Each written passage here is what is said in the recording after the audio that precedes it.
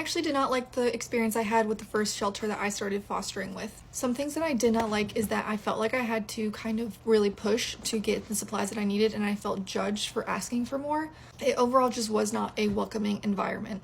I understand that the workers and volunteers are dealing with a lot, but I just felt very unwanted and it didn't feel as though I was actually doing a good thing. Planning my first drop-off, I wasn't aware that they were so backed up that I would need to plan a month in advance. They told me to let them know when my kitten reached 2 pounds and we would schedule them for surgery, and that is when they told me that it was a month out wait. Oh my god. And once I did drop them off, I felt like I was met with no empathy. I felt very awkward for crying in front of them. They just quickly took the cats from me, walked away, didn't really say anything. They didn't have any kind words for me and did not explain any of the process that would happen after that. While I had my first fosters, I also got attacked by a cat at that shelter.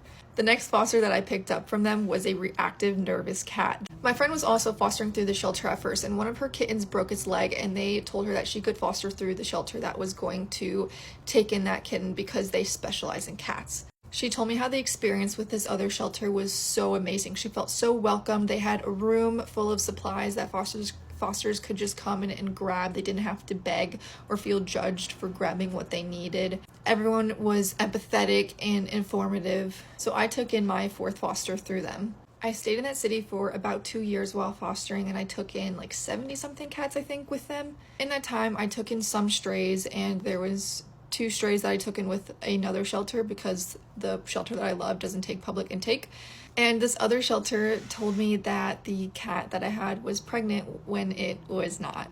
At the shelter that I did love, the foster manager would pick out who gets what cat, so you are getting a cat that you can handle that would work well with your home, with your situation, and what you want to handle. So they knew that I'd been attacked by a cat, so I would not get reactive cats.